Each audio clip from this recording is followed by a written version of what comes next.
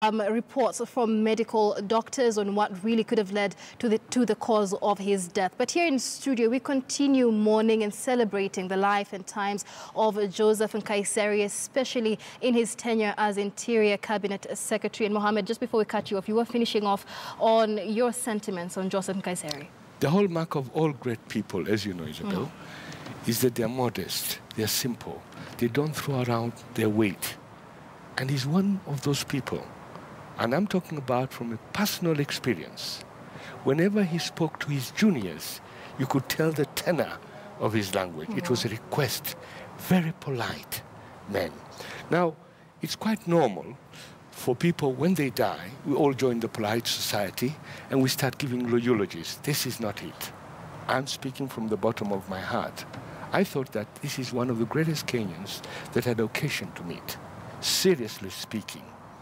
Now, the other point which was made here by co-panelist Caetano was that he put all the security together and under one unit, so that you have got only one voice, one command, one decision. And that was very success.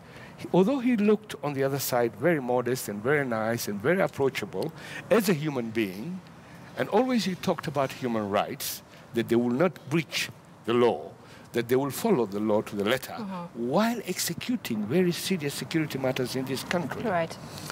But even then, he ran a tight ship. He made sure that things were done properly and professionally. This is why I've always said, this morning, maybe I just should bring you this. I was really shocked, and I have never been shocked like that for a long time. I've not been shocked. In fact, I got a message from your text messages, your news, the break news from the briefs that you sent on the mobile. That's when I got it just before 6, and I read it. I told it to my wife, and half an hour later, I had forgotten myself. I was still in shock, and I said, do you know that the Interior Minister Nkaissery has died? I never called him Interior Minister. Nkaissery has died. She said, you told me. You told me. You told me. So it was a moment of shock. And of course, was a moment of shock, because I really do know that we have got two, apart from the security issue here, Isabel, which is a very serious one, and which he has managed. And he will be remembered for that he has done a great job in trying to curtail the problems. I want to delve on that just before you move on to your next point, because like you mentioned earlier, you say he managed to put all security institutions together so that he could speak with one voice. But let me come to you, Ndegwa. Yes. One of he was put on the spot, especially during the Garissa University attack. There was mixed reactions as to the response that was given there.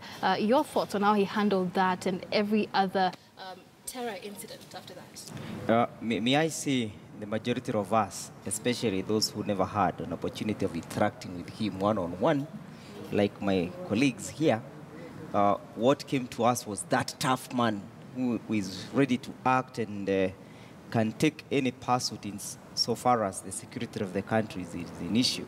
And so to me, I speak from those perspective of the Nkaissery I used to watch, not the one I used to know on the one-on-one.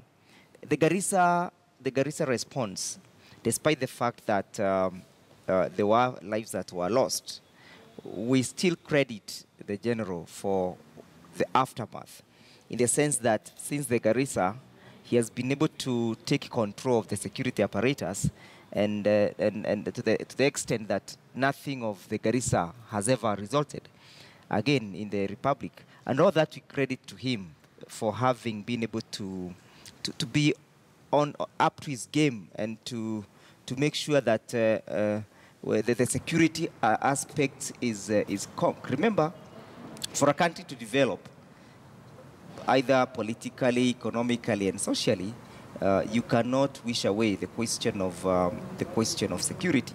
So even in terms of the foreign investors, in terms of the foreign relationship that we have been able to have, in terms of even the visitors who have been able to visit this country, we all credit to him because he has been able to promise and guarantee the question of security in the Republic. So we even, in terms of security, economic growth, we also attribute it to him and we give credit to him. Right. Yeah. Delano, the war on terror is a global effort, so to speak. But well, how would you say General Nkaissery managed that situation when he came into this docket? There was the Westgate attack, and then there was the Garissa University attack, and several other grenade attacks after that. But then we soon after saw the rates of those attacks going down.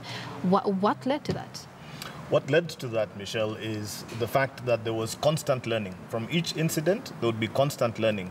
Again, a lot of things which cannot be said from outside of the security docket was the interagency cooperation. And interagency cooperation meaning not only with internal security structures, but also with global players and partners in security. And he did a brilliant job with that. And I do want to concur certainly with Mohammed and Ndegwa that certainly this was a man that brought about radical change in terms of how operations and security operations were carried out, not only in this country. Yes, there were challenges, and yes, there were mistakes that were made, but after each mistake, there would be great learning, there would be a quick response, which would then completely change the dynamic that had, for whatever had caused the incident, and there would be a very swift turnaround in terms of how the police responded or how the internal security docket responded to future threats. Right. At the moment right now, one of the reasons why we miss him and we mourn and we feel that loss is because the whole country is geared to that leadership in security. And as a nation, remember, Kenya is a nation of great warriors that have chosen to be a peaceful nation. And, you know, many times we have people who we say they're tourists coming to watch the Maasai community, you know, jumping up and down. But what they really came to see is they came to see warriors in their natural element. And we are and have always been a nation of great warriors. And that security docket has really been exemplified by his sterling leadership. Because as much as he has led a nation of great warriors, this indeed was a great warrior. He's a fallen warrior. We're really going to miss him. I think that it's, as Mohammed mentioned earlier, it's very hard to replace somebody who was both a top soldier as well as a politician, as well as a cabinet secretary. That's very unique. He was multitasking. He was able to see and cut across. Now, remember one thing. The Interior Ministry is what we call a cross-cutting ministry.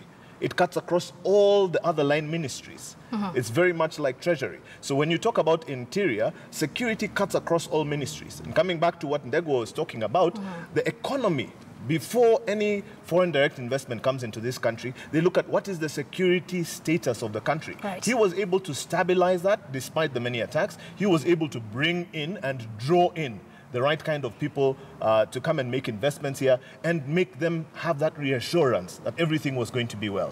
And we're missing him right now because we're saying we're coming into a general election and we're feeling that if he was there, we would have that much more confidence. Because if he was in that docket, we know that he would be able to deal with the politicians, we know he would be able to deal with insecurity, we know he would be able to deal with the threat on terror. And I do want to say that there are many leaders, and probably this is an opportunity now as a nation to allow the emerging leaders within the security industry to begin to rise. I think security has always been, as Mohammed was alluding to earlier, a docket which was a very frightening docket. He brought the human face to that docket. He loved his men. He loved the women who served under him. Right. And he would be very open.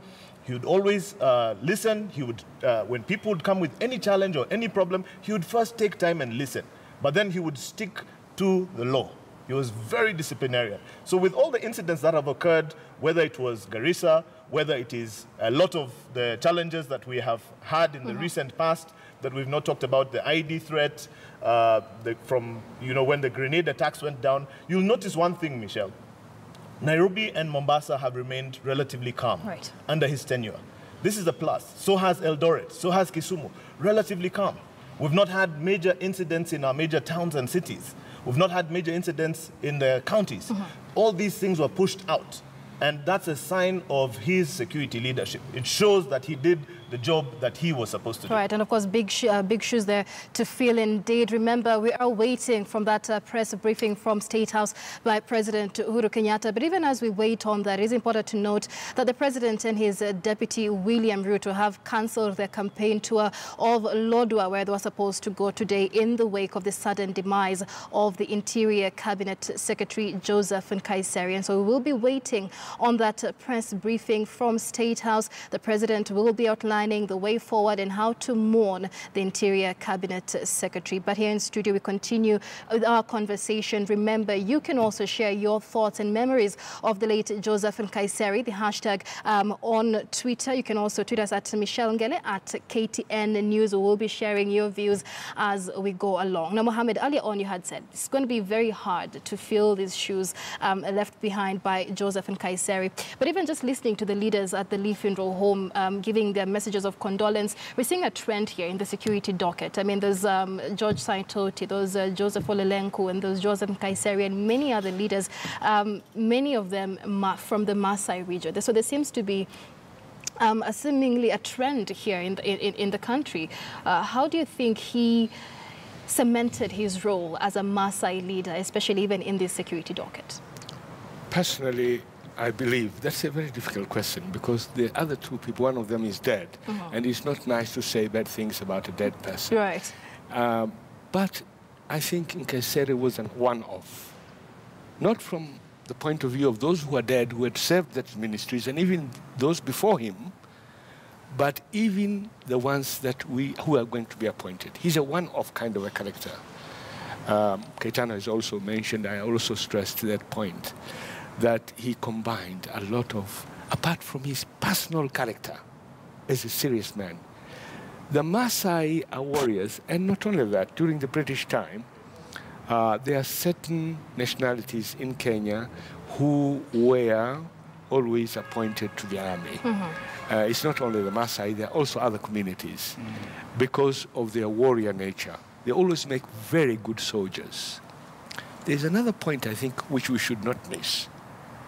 Do we remember at any given point Mr. General Nkaissery being mentioned in a Rakaarapt case? Corruption is our problem in this country, one of the big problems which we face. He had a very serious docket where there's a lot of money, and even during his time as a member of parliament, he has never been mentioned in anything corrupt. And this is a very rare situation in our country. If you look at the politicians, he is one of the cleanest people that we have had in positions of authority. And I mean, there was a bite there we ran of him, and he said, if you're at an elective position or a job, in public office, and you're being paid using taxpayers' money, then it is only fair, it is only right that you deliver the mandate that the Kenyans expect you to deliver. Do you think he did that? Yes, money was not very important to him. He didn't care. He was quite satisfied, contented with what he had, from what I know.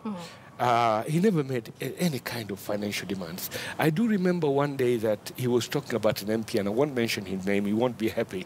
And he said, you have got a very good MP. And I knew he was saying that because he knew that MP was not corrupt. And that was one of also the rare ones who were not going to Mombasa for these jamborees invited by companies. And I do remember another clip, which I think is quite interesting. You had... I think cabinet was there, very senior people were there, and the president was introducing his country. All right, so when we interrupt you.